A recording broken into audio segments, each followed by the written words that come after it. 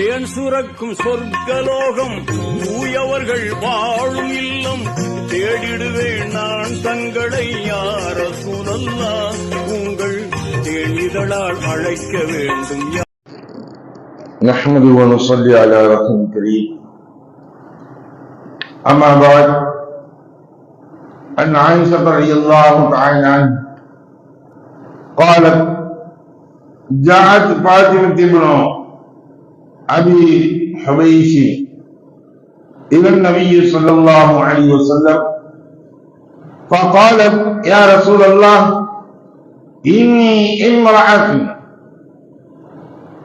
استحاض فلا أطهر أفأدعو الصلاة؟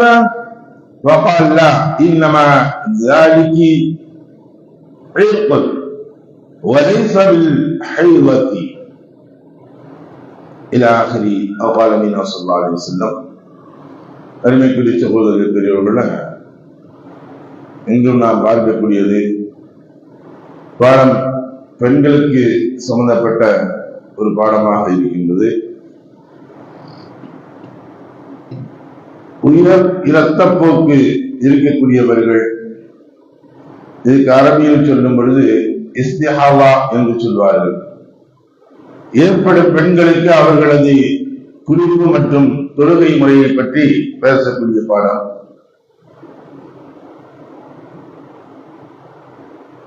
அன்னை ஆயிஷா ரலியல்லாஹு தஆலா அன்ஹா அவர்கள் கூறியதாவது: ஃபாத்திமா பின்த் ஹபைஷ் ரலியல்லாஹு தஆலா அன்ஹா என்னும் பெண்மணி நபி ஸல்லல்லாஹு அலைஹி வஸல்லம் அவர்களிடம் வந்து,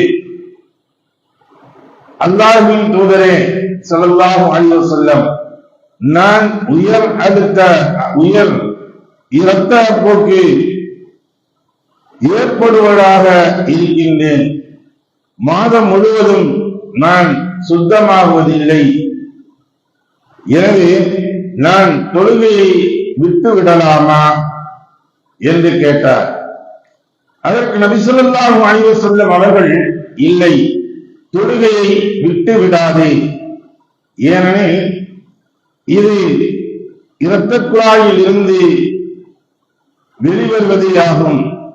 கர்ப்பப்பையில் இருந்து வெளிவரும் மாதவிடாய் என்று இல்லை என்பதாக ரசூலுல்லாஹி ஸல்லல்லாஹு அலைஹி வஸல்லம் சொன்னாங்க. மாதத்தில் வழக்கமாக மாதவிடாய் ஏற்படும் நாட்களில் தொழுகையை விட்டுவிடு.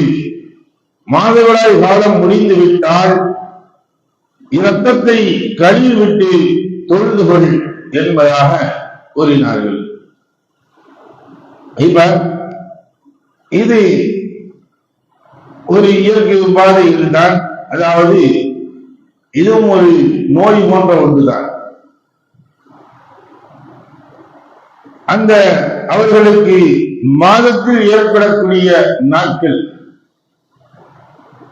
இது அந்த கருமுட்டைகளுடைய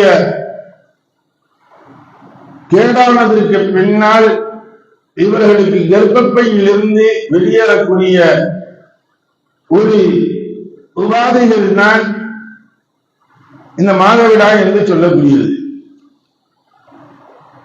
மாதத்தில் 30 நாள் அல்லது 28 நாட்களுக்கு ஒரு முறை இது ஏற்படும். 3 நாளில் இருந்து 5 நாட்கள் 7 நாட்கள் இருக்கும். இதற்கு அதிகப்படியான நாட்களில் இவர்களுக்கு உதிரப்போக்குகள் போய்கொண்டு இருக்கிறது என்றால் வேறு ஏதோ ஒரு வியாதியின் காரணமாக ஏற்படக்கூடியது. இது சாதாரண இரத்தப்போக்கு தான் என்பதாக. எப்படின்னா, இதே சத்தம்னா சிலருக்கு இந்த சில்லி மூக்கு உடைஞ்சிடும். மூக்கு உடைஞ்சா சில்லி மூக்கு உடைஞ்சா ரத்தம் வந்துகிட்டே இருக்கும், அது நிக்காம போயிட்டே இருக்கும். சில்லி மூக்கு உடைகிறது முன்பு நான் சொல்லி இந்த சல்சல் போல் என்பதாக தொங்கு நீர் வரக்கூடியவர்கள் எங்களுக்கு எல்லாத்துக்கும் இந்த ஒரே சத்தம் தான். என்ன அப்ப அந்த சமயத்தில் அவங்க சுத்தம் செஞ்சிடணும். சுத்தம் செஞ்சுட்டு எந்த பக்தருக்காக வேண்டி சொல்கின்றார்களோ, எதற்காக வேண்டி செய்கின்றார்களோ அதற்கு மட்டும்தான் அந்த ஒரு பூர்த்தியாகும். ஒரு வக்துக்கு செய்த உதவி வைத்து மறுவக்துகள் தொழ முடியாது. அப்ப ஒவ்வொரு வக்துகளுக்கும் மீண்டும் அவர்கள் சுத்தமாக ஆக வேண்டும். சுத்தம் செய்துவிட்டு இவர்கள் தொழ வேண்டும். ஆக தொழுகையை விடுவது என்பது அவர்களுக்கு கூடாது. தொழுகை தீர வேண்டும். அதே சமயத்துல பாக்கி இந்த மாதவிடாயுடைய காலகட்டங்கள் இருக்கிறது. இவர்களுடைய தொழுகைகள் எப்படி, நோன்புகள் எப்படி அப்படின்னு பார்க்கும் பொழுது அன்னை ஆயிஷா சித்தியக்கா ரலியல்லாஹு தஆலா அன்ஹா அவர் இடத்துல கேட்டுக்காங்க, மாதவிடாய் ஏற்பட்ட பெண் விடுபட்ட தொழுகைகளை மீண்டும் நிறைவேற்ற வேண்டுமா என்று கேட்டார்கள். அதற்கு ஆயிஷா சித்தியக்கா ரலியல்லாஹு தஆலா அன்ஹா அவங்க சொன்னாங்க, நீ ஹருலா என்ற இடத்தை சார்ந்தவளா என்பதாக கேட்டாங்க. ஏன்னா அவங்க என்ன செய்வாங்கன்னா, விடுபட்ட தொழுகையை மீண்டும் தொழுவணும் அப்படின்னு அவங்க சொல்லிக்கிட்டு கூடியவங்க அந்த கூட்டத்தினர்கள். அதனால அது போல கேட்டாங்க. ரசூலுல்லாஹி ஸல்லல்லாஹு அலைஹி வஸல்லம் அவர்களின் துணைவியருக்கு மாதவிடாய் ஏற்படும் போது விடுபட்ட தொழுகைகளை மீண்டும் நிறைவேற்றுமாறு அவர்களுக்கு ரசூலுல்லாஹி ஸல்லல்லாஹு அலைஹி வஸல்லம் அவர்கள் கட்டளையிட்டதில்லை என்பதாக சொல்லிட்டு சொன்னாங்க.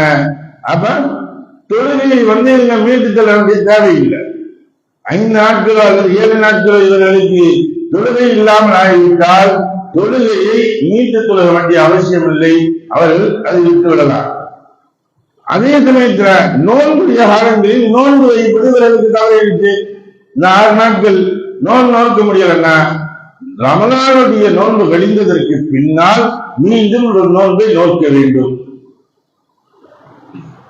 இப்ப தொழுகை மீட்க வேண்டிய அவசியம் இல்லை, நோன்பை மீட்க வேண்டும். இதே ஒரு பெண்மணிக்கு ஹஜ் செய்ய போயிருக்காங்க. ஹஜ்ஜுடைய நாட்கள்ல இது நடந்துருச்சு. ஹஜ்ஜுடைய நாட்கள்ல பிறகு 8 அன்று என்ன செய்வாங்க, இவங்க யஹ்ராம் முறை கட்டி அது இதுக்கு போக ஆரம்பிச்சாங்க. அரபா மைதானத்திற்கு ஹஜ்ஜுடைய கிரிகள் அங்கிருந்து அவங்க ஆரம்பிச்சோம். மினாவில் போய் இவங்க தங்கியிருப்பாங்க.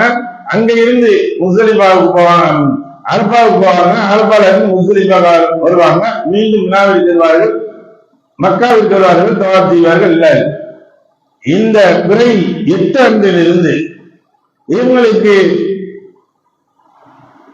இந்த மாதவிடாயுடைய காலம் வந்துருச்சு. இப்ப என்ன செய்யறது? இவன் ஒண்ணும் செய்ய முடியாது. அங்கேயும் எல்லா இன்ஜினியர் லாட்ல காதுக்குள்ள உள்ள நுழைய முடியாது, நுழையக்கூடாது.